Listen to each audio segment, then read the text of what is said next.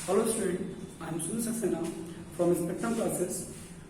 Last video में हम लोगों ने जो बात की थी विलियन की, तो मैंने आपको बताया था कि जो अगला वीडियो हम बनाएंगे उसमें हम लोग विलियन की सांद्रता की बात करेंगे। तो आज हम लोग बात करते हैं विलियन की सांद्रता। जो विलियन की सांद्रता होती है उसे व्यक्त करने की जो विधियां होती हैं वो अलग अलग होती है। जैसे द्रव्यमान प्रति सत्ता है, आयतन प्रति सत्ता है, पीपीएम में सांद्रता, पीपीएम, एक पी का मतलब है पार्ट, एक पी का मतलब है पर और एक एम का मतलब है मिलियन। पार्ट पर मिलियन में सांद्रता ये दो प्रकार से होती है, अभी हम डिस्कस करेंगे। फिर मोलरता होती है, फिर अगर आपको पता हो, आपने सुना हो, मोललता होती है, नॉर्मलता होती है, मोल प्रभाज होता है। तो ये सारे टॉपिक मोल प्रभाज तक आज हम कवर करेंगे इस वीडियो में। तो टाइम वेस्ट ना करते हुए हम उसमें आगे चलते हैं, इसको हम पढ़ते हैं। जैसे ये विलियन की सांद्रता को व्यक्त करने की विधियों में पहला है द्रव्यमान प्रति सत्ता। द्रव्यमान प्रति सत्ता, ये इसकी परिभाषा लिखी है, मगर आपको परिभाषा याद नहीं करनी है। आपको बेसिकली याद क्या करना है, द्रव्यमान प्रति सत्ता का सूत्र याद करना है। एक बार सूत्र याद करेंगे, परिभाषा अपने आप बनाएंगे, हम लोग खुद बनाएंगे। जैसे द्रव्यमान प्रति सत्ता बराबर सूत्र होता है विलय की ग्राम में मात्रा बटे विलियन का भार ग्राम में गुणा 100। प्रतिशतता के लिए 100 लगाते हैं, नो डाउट, तो गुणा 100। इसे परिभाषा कैसे बनाए, तो हम लोग मैथ की फॉर्म में क्या करते थे, इस बटे को हम लोग अपनी साइंस की लैंग्वेज में बोलते हैं प्रति। हमारी परिभाषा यहीं से शुरू करनी है हमें, यहां से बटे से। फिर प्रति के बाद मैं सिखा रहा हूं कैसे बनाएंगे, सारी परिभाषा में ऐसे बनाएंगे। प्रति के बाद हमें यहाँ आना है 100 पे, 100 के बाद हमें आना है ग्राम में, ग्राम जो मात्रा में चल रही है। फिर हमें आना है बिलियन पे, और अपने पास से एक वर्ड लगाना है में उपस्थित, अपने पास से एक वर्ड लगाना है में उपस्थित। और इसके बाद आ जाना है हमारे पास विलियन की ग्राम में मात्रा। और सॉरी, हमें परिभाषा बना देनी है। तो परिभाषा कैसे बनेगी, प्रति 100 ग्राम विलियन में उपस्थित विलय की ग्राम में मात्रा उस विलियन की द्रव्यमान प्रति सत्ता कहलाती है।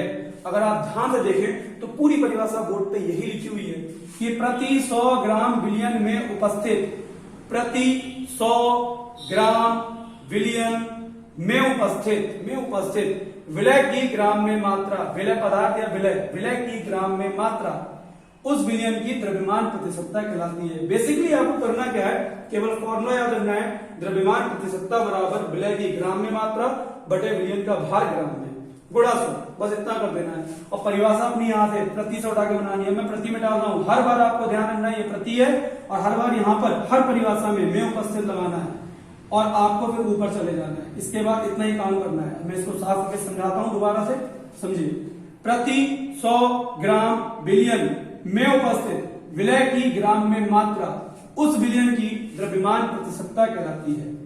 इस फॉर्मूले को हम, जो हमारा थ्योरेटिकल फॉर्मूला है, इसे हम शॉर्ट में द्रव्यमान प्रति सत्ता बराबर WA/WA प्लस WB गुणा 100 लिख रहे हैं। क्यों, लास्ट वीडियो में मैंने बताया था जो विलियन होता है, विलियन दो अवयवों से मिलकर बनता है। विलय जो कम मात्रा में लिया जाए, विलायक जो अधिक मात्रा में लिया जाए।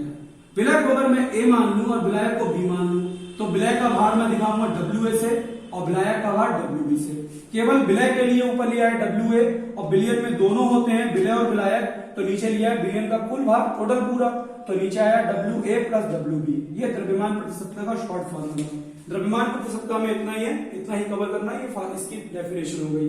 अगर द्रव्यमान प्रति सत्ता आता है देन हम लोग आयतन प्रति सत्ता भी आराम से कर सकते हैं। बिल्कुल डिट्टो वैसी परिभाषा बनानी है, बस फॉर्मूला याद रखना है। आयतन प्रति सत्ता बराबर विलय की मिलीलीटर, क्योंकि आयतन है, आयतन लीटर या मिलीलीटर में चलता है, द्रव्यमान ग्राम या किलोग्राम में चलता है। तो आयतन के लिए बस हम क्या करेंगे, यहाँ से ग्राम हटा के मिलीलीटर लगा देंगे, और यहाँ से भार ग्राम हटाकर आयतन मिलीलीटर में लगा देंगे। पूरी वही सब कुछ, फॉर्मूला भी वही, फर्क, और हम लोग डेफिनेशन भी वैसी इसकी बनाएंगे यहाँ से बटे से। तो प्रति 100 मिलीलीटर बिलियन, मिलीलीटर के बाद कहां आते हैं अपन, बिलियन।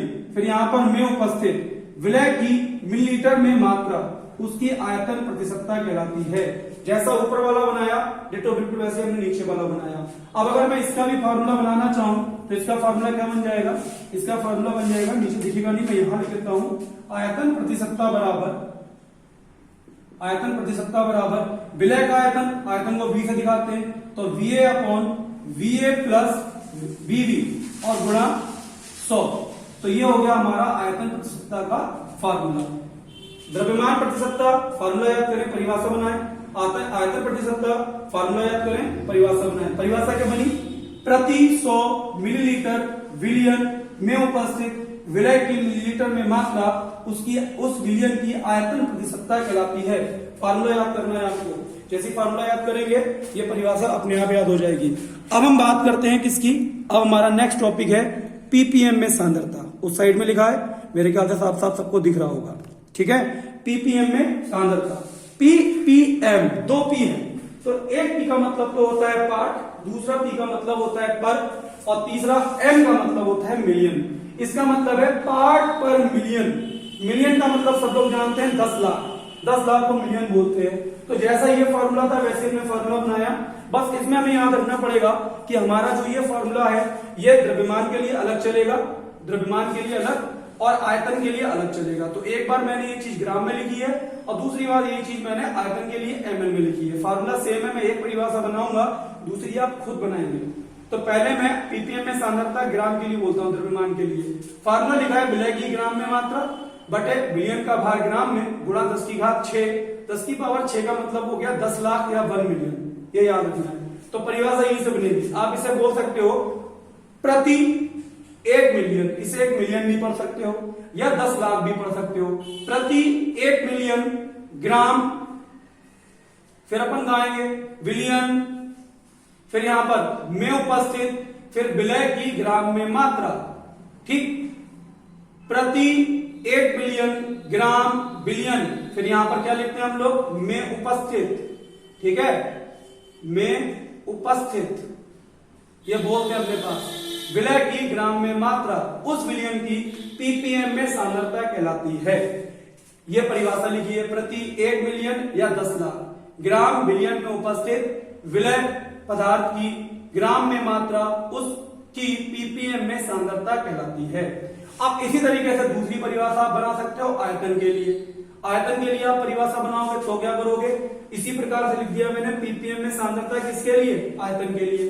तो परिभाषा बना लेंगे हम लोग, प्रति 1 मिलियन मिलीलीटर बिलियन में उपस्थित विलय की मिलीलीटर में मात्रा उसकी पीपीएम में सांद्रता कहलाती है। ये बिलियन की सांद्रता को हम लोग द्रव्यमान और आयतन के अलग अलग पीपीएम के संबंध में व्यक्त कर रहे हैं। ये तीनों परिभाषा सेम थी, हमने वैसी पढ़ी। अब हमारे पास आती है नेक्स्ट परिभाषा मोलरता। मोलरता बहुत इजी परिभाषा होती है। तो फार्मूला, मोलरता के लिए फार्मूला याद रखें, विलय पदार्थ के मोलों की संख्या बटे विलयन का आयतन लीटर में। मोल अभी मैं बताऊंगा क्या होते हैं, फर्स्ट ईयर में हम लोग ये डिस्कस कर चुके हैं कि मोल होते क्या है, ठीक है। तो मोलरता कैसे करेंगे, फार्मूला विलय पदार्थ के मोलों की संख्या विलयन का आयतन लीटर में। अब यहाँ पर कुछ 100 तो है नहीं, तो डायरेक्ट यहीं से शुरू कर दो। बटे के लिए बोलेंगे प्रति, तो प्रति लीटर विलयन, फिर में उपस्थित, यहाँ पर अपने पास से फिर से में उपस्थित विलय पदार्थ के मोलों की संख्या उसकी मोलरता कहलाती है। परिभाषा देखना क्या लिखी है, प्रति लीटर बिलियन में उपस्थित विलय पदार्थ के मोलों की संख्या उसकी उस बिलियन की या उसकी मोलरता कहलाती है। परिभाषा ये लिखी है, प्रति लीटर बिलियन में उपस्थित विलय पदार्थ के मोलों की संख्या उस बिलियन की मोलरता कहलाती है। ये मोलरता याद हो जाएगी आराम से।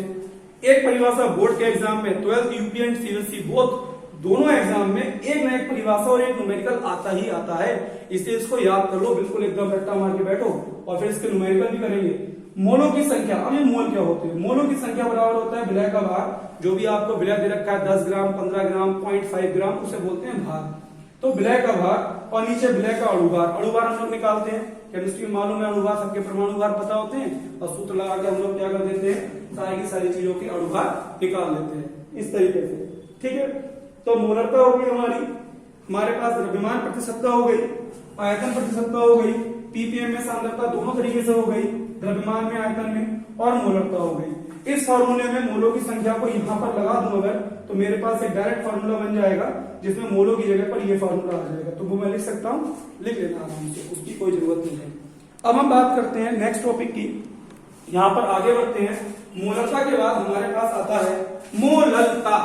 तो मोललता हम लोग कैसे करेंगे, मोललता, तो जैसे मोलरता थी वैसे हमारे पास होती है मोललता, इंग्लिश में बोलते हैं मोलैलिटी। इसका भी फार्मूला, बस फार्मूला, अब मैं परिभाषा नहीं लिखूंगा, फार्मूला देखिए, विलय पदार्थ के मोलों की संख्या बटे, इसमें होता है नीचे विलायक, विलायक का भार किलोग्राम में। अगर ध्यान से सुनना, ये कंफ्यूज मत होना, अगर यहाँ किलोग्राम लिख रहे हो तो लिखने की कुछ चीज जरूरत नहीं है, मगर आप लोग जानते हो अगर हम लोग किलोग्राम ना लिखें, हम लोग यहाँ पर ग्राम लिख दें, तो 1 किलोग्राम में होते हैं 1000 ग्राम, तो ऊपर हमें फिर 1000 से गुणा करना पड़ेगा। हम दोनों काम कर सकते हैं, यहाँ 1000 लिख के ग्राम भी लिख सकते हैं, या 1000 हटाकर यहाँ किलोग्राम भी लिख सकते हैं। तो मैं किलोग्राम ले लेता हूं, बात वही है। अगर ग्राम लोगे तो वहां से शुरू करोगे। तो परिभाषा बनी प्रति, इसे बोला अपन ने प्रति, प्रति के बाद किलोग्राम। अगर किलोग्राम ना लेके ग्राम लेते तो बोलते प्रति 1000 ग्राम। 1 किलोग्राम को क्या बोलते थे, 1000 ग्राम भी बोल सकते थे। तो प्रति 1 किलोग्राम विलायक, फिर मैं यहां पर क्या, में उपस्थित प्रति 1 किलोग्राम विलायक में उपस्थित विलय पदार्थ के मोलों की संख्या उस विलयन की मोललता कहलाती है। इसकी परिभाषा हम लोग आराम से लिख सकते हैं। मैं लिखना चाहूं तो अभी लिख देता हूं। क्या लिखेंगे हम लोग, मोललता की परिभाषा प्रति किलोग्राम, प्रति 1 किलोग्राम, 1 किलोग्राम विलायक में उपस्थित विलय पदार्थ की, विलय पदार्थ के मोलों की संख्या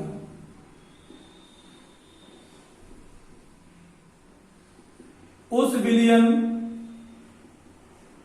की मोललता, मोलैलिटी कहलाती है। और यहां भी हम मोलों की जगह पे क्या लगा सकते हैं, विलय का भार, जो वहां लिखा था हमने, विलय का भार बटे अणु भार, हम ये लगा सकते हैं। तो ये हमारे पास हो गई कौन, मोललता हो गई। अब हमारे पास आती है नेक्स्ट टर्म आती है नॉर्मलता। मोललता इतनी है, बस इस पर न्यूमेरिकल होते हैं। अगला टर्म है हमारे पास नॉर्मलता, ये जरा ध्यान से समझना। नॉर्मलता इंग्लिश में बोलते हैं नॉर्मेलिटी। नॉर्मेलिटी बराबर ऊपर तो वही होता है विलय के ग्राम तुल्यांक, यहां पर प्योर मोल ना होगा क्या होगा, विलय के ग्राम तुल्यांकों की संख्या, तुल्यांक लिखा है, तुल्यांकों की संख्या बटे नीचे कौन, बिलियन का आयतन, इसमें चलेगा बिलियन का आयतन, वो भी लीटर में, लीटर में। परिभाषा बनाओ इसकी, परिभाषा क्या बनेगी, डेफिनेशन कैसे बनाएंगे, बटे से प्रति लीटर विलियन, फिर यहां लगाएंगे में उपस्थित, तो प्रति लीटर विलियन में उपस्थित विलय के ग्राम तुल्यांकों की संख्या उस विलयन की नॉर्मलता कहलाती है। क्या लिखूंगा परिभाषा में, प्रति लीटर बिलियन में उपस्थित विलय पदार्थ, विलय के ग्राम तुल्यांकों की संख्या उस विलयन की नॉर्मलता कहलाती है। ठीक, अब इसमें एक बात, नॉर्मलता मैंने परिभाषा नीचे लिखी है और फार्मूले से, तो मैंने आपको सिखाया कि फार्मूले से परिभाषा कैसे बनानी है। अच्छा, ग्राम तुल्यांक, ग्राम तुल्यांक कैसे निकालते हैं, तो ग्राम तुल्यांक बराबर होता है, ग्राम तुल्यांक बराबर होता है विलय का भार या विलय का द्रव्यमान, विलय का भार बड़े तुल्यांकी भार, तुल्यांकी भार, ये तुल्यांकी लिखा हुआ शॉर्ट में, तुल्यांकी भार। अब तुल्यांकी भार कैसे निकालते हैं, तो तुल्यांकी भार बराबर होता है, जो तुल्यांकी भार हम लोग निकालते हैं, तो तुल्यांकी भार बराबर जो होता है, देखेंगे ध्यान से क्या होता है वो, आगे बढ़ो।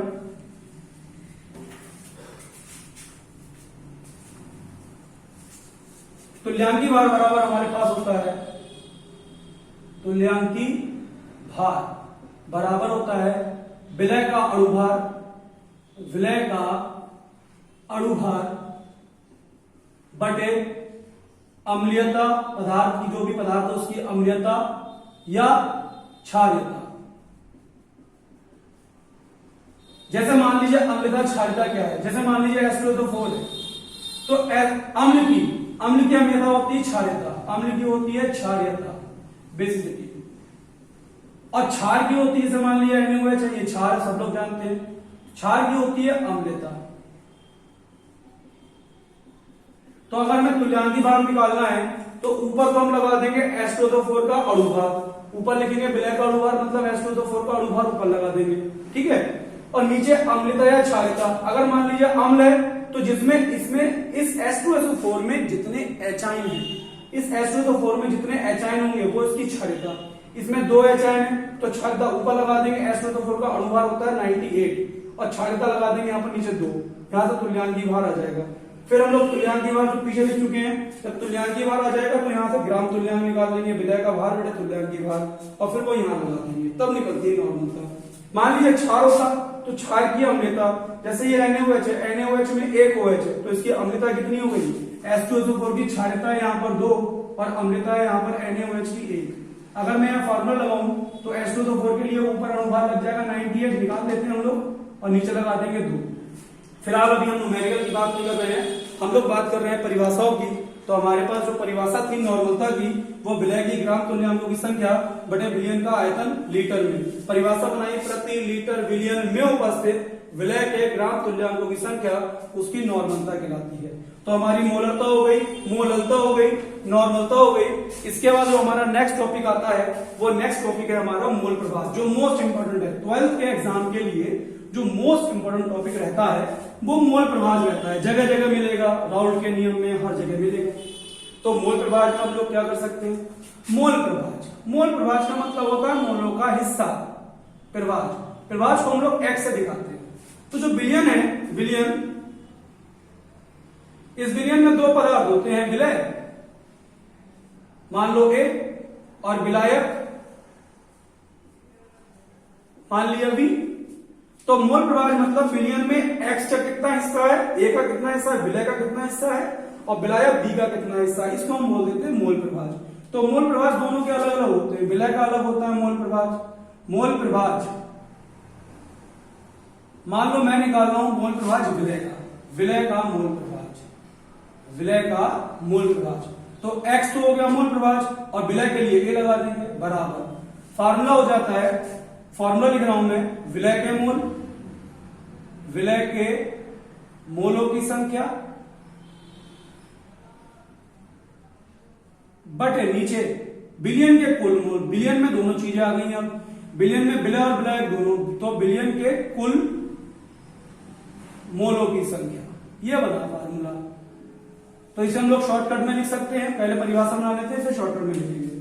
अब की बार इसे प्रतियुति यूज नहीं करेंगे, जैसे हम लोग हर जगह प्रति यूज कर रहे थे बटे को, अब की बार इस बटे को हम लोग यूज करेंगे अनुपात। अनुपात भी तो बोलते हैं, तो अनुपात यूज करेंगे, बाद में बोलेंगे। परिभाषा बहुत सरल है, विलयन में उपस्थित, विलयन से शुरू करेंगे, विलयन के मोल प्रभाव पढ़ना इसलिए, विलयन में उपस्थित विलय के मोल प्रभाव तथा विलयन के कुल मोल, सॉरी हम लोग पढ़ रहे हैं विलय का मोल प्रभाव, तो विलय के मोलों की संख्या तथा विलयन के कुल मोलों की संख्या के अनुपात को, परिभाषा क्या बनी, किसी विलयन में उपस्थित, ये बनेगी किसी विलयन, ये सब काम विलयन में हो रहा है इसलिए, किसी विलयन में उपस्थित।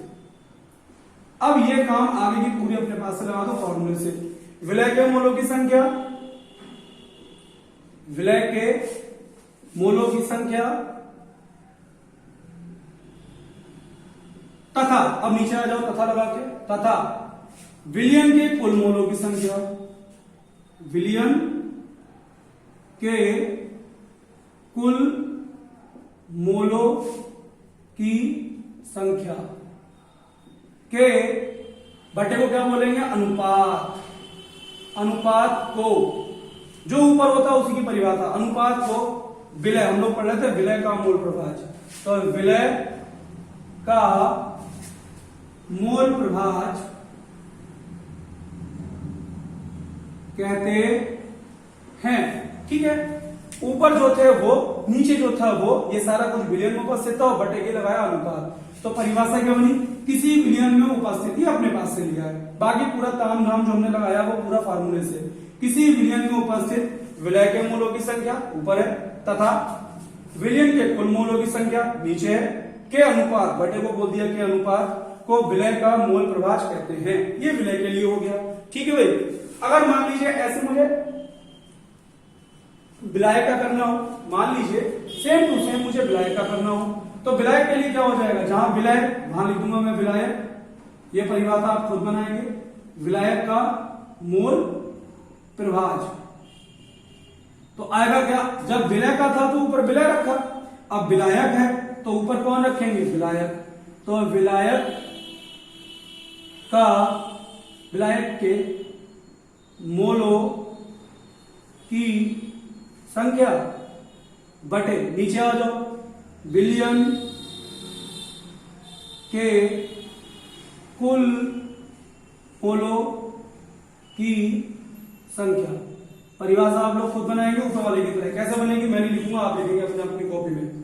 विलयन, किसी विलयन में उपस्थित, ऊपर विलय था आपकी बार विलायक है, तो परिभाषा क्या बनेगी, किसी विलयन में उपस्थित विलायक के मोलों की संख्या तथा विलयन के कुल मोलों की संख्या के अनुपात, बटे को क्या बोलेंगे, के अनुपात को विलायक का मोल प्रभाज कहते हैं। इसे दिखा देंगे अपन किससे, x b से दिखा देंगे। अच्छा, इसका मैथमेटिकल फॉर्मूला दिखाना चाहें तो ऐसा हो जाएगा, विलय माना है हमने a और मोल होते हैं n, तो Na अपॉन, नीचे विलयन, विलयन में दोनों है विलय और विलायक, तो Na प्लस Nb, ऐसे ही वाला हो जाएगा। ये हो जाएगा विलायक कौन है b, ऊपर आ जाएगा Nb, नीचे कौन हो जाएगा Na प्लस Nb, तो Na प्लस Nb, ये हो गया विलय और ये हो गया विलायक। ठीक है। तो आज हमने जितनी भी टॉपिक यहां पर पढ़े, जितने भी टॉपिक हमारे कंप्लीट हुए, ये हमने द्रव्यमान प्रतिशतता, आयतन प्रतिशतता, नॉर्मलता, मोलरता, मोललता, पीपीएम में सांद्रता और मोल प्रभाज, विलय के मोल प्रभाज, विलायक के मोल प्रभाज, इतने टॉपिक आज हमने इस वीडियो में कंप्लीट किए। ठीक है, इसको याद कीजिए, कॉपी पे लिखिए, समझिए, फिर इसके न्यूमेरिकल होते हैं इन सब चीजों पे।